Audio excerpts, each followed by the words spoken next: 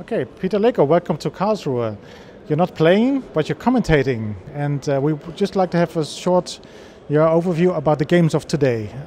That would start with Magnus, playing with black, and just a draw only. What is your opinion about the game? Well, I think that we had an extremely interesting first round. The GRENKE Chess Classic started perfectly for the spectators. It was really a lot of fun to comment all those games. I mean, the first game that comes in mind was the game Bluebaum against Carlsen. It was very interesting right from the beginning for me what will be Magnus' strategy. And I think that he made very clever choices, and everything seemed like it's going his way. He managed to unbalance Matthias and got a very, very promising position. And Matthias felt under pressure. He went down with the time. He was down to 1 minute at the move 20, and it really looked extremely unpleasant. Magnus had many very promising options. But probably Magnus got carried away by the time of Matthias, because if Matthias has probably instead of 1 minute, 20 minutes on the clock, then Magnus would have finished him off. But like this, he lost concentration and he made a wrong break with e5. I mean, he already pushed d5, and then he pushed e5, and this was a mistake. If instead of e5 he plays d takes c4, then, as he also said in the press conference, then basically I think there is no way that Matthias could have saved that position with 1 minute on the clock for 20 moves. But after e5, suddenly Matthias had the chance to find only moves, liquidate to an endgame, which was slightly unpleasant, but then he defended extremely well. And finally, because of this great defense, he really deserved to draw the game.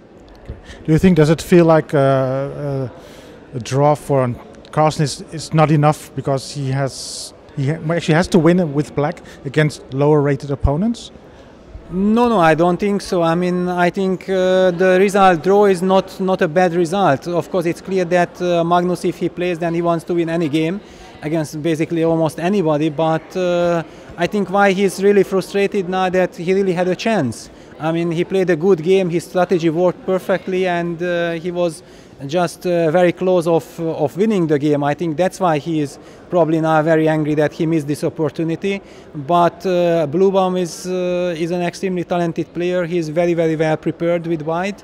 That's why actually it was really fascinating, the strategy that Magnus came up with, that how he managed to unsettle Matthias, because how to put him under pressure with the black pieces, well, we have seen now by Magnus.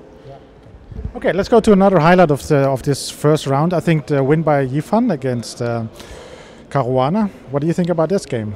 Well, this game was shocking. I mean, first of all, I heard the record that Fabiano won 6 games and drew 6 so far with Hui Fan. Maybe because of this he felt obliged to try to do something with black, but actually he never really got a chance, because he made some, in my opinion, not correct decision in the opening by choosing this knight c7 setup, because I don't think that it was preparation for him. It was more like over-the-board inspiration that, okay, let's try to complicate matters, but in fact, as the game progressed, it turned out that he complicated matters for himself. And when Hui Fan find this move h3, h2, h3, a very small move, but basically that small move had a huge impact on the future course of the game. Maybe Hui Fan even at that point did not understand what effect this move had, but it really had an effect on Fabi.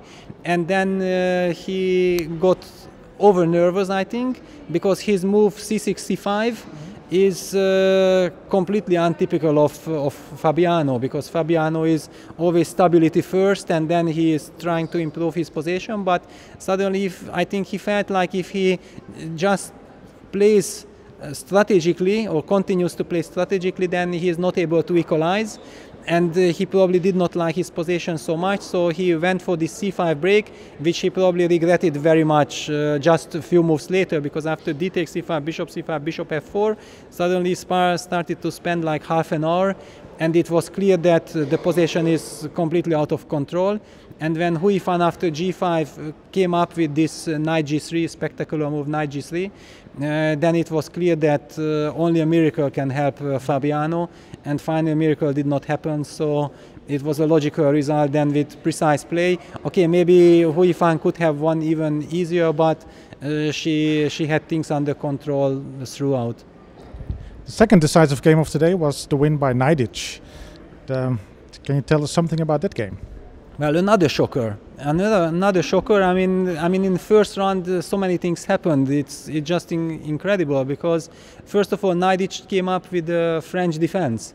I mean, I know Arkady for 20 years, but I don't really remember playing him the French. Okay, lately I noticed that he is a little bit thinking about French. He played it against some weaker opposition, but to play it against Maxime, I mean, it's a very brave decision. And the whole game heated up very early because Arkady played some provocative move order with quick a6, and then Maxime thought that, aha, so you are provoking me, then okay, no problem, I will take the provocation. And then we got an extremely original position on move 7 already, I mean, or 9. I didn't know if this position exists in theory at all, probably it doesn't. And the game became extremely sharp. Maxime sacrificing a pawn for initiative. Probably many people would have cracked under this pressure, but Arkady came up after long thoughts with this incredible rook a7, which first it looks logical because it protects the king, but the hidden point was not to protect the king, but to give the knight a8 maneuver the chance. So rook a7, knight a8 was totally brilliant, which kind of unsettled Maxime, because he didn't know if he wants to fight for initiative, then he has to sacrifice another pawn with e6, which he did. So the game was so complicated. While commenting and analyzing, it was not clear who is better, why. We deliberately do not want to open the engine, because once the engine is running, we don't have the real feel what it is like to play over the board. And like this, I'm actually very happy because of this, because I just feel very sorry for Maxime. It's not obvious where did he made a mistake, and basically finally he lost in a fantastic game to Arkady.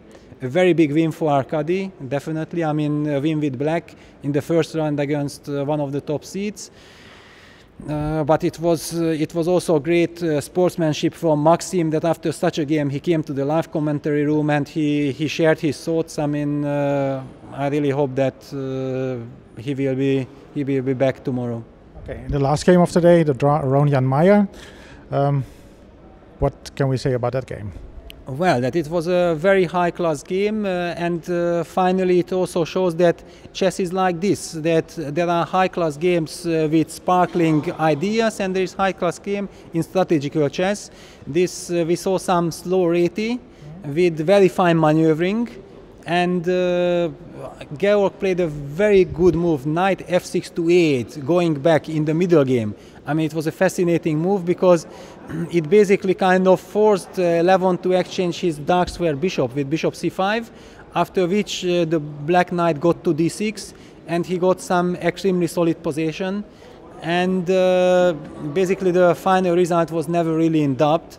It was just some psychological game because Georg spent too much time for finding all these precise maneuvering moves, and probably he was absolutely fine already, but Levon, thinking that he has 40 minutes extra on the clock, he felt like he should try to continue, but it was not clear who has the right to continue in the position. And after some mutual precision, then after the time control, the game came to a logical end. Both players showed great class, and the draw was agreed. Okay, so it's quite an exciting round. I think that's quite good for the course of the tournament, I think. What do you think?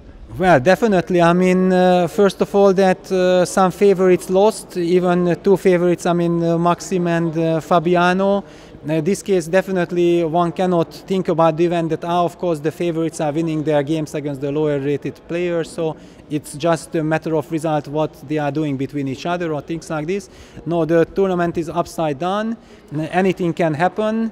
It's, I think that's what spectators are looking for, not necessarily the favorites, but for the spectators it's a pure pleasure. Okay, we're also looking forward to round 2 again. Thank you very much, Peter Leko. Yeah, thank you too.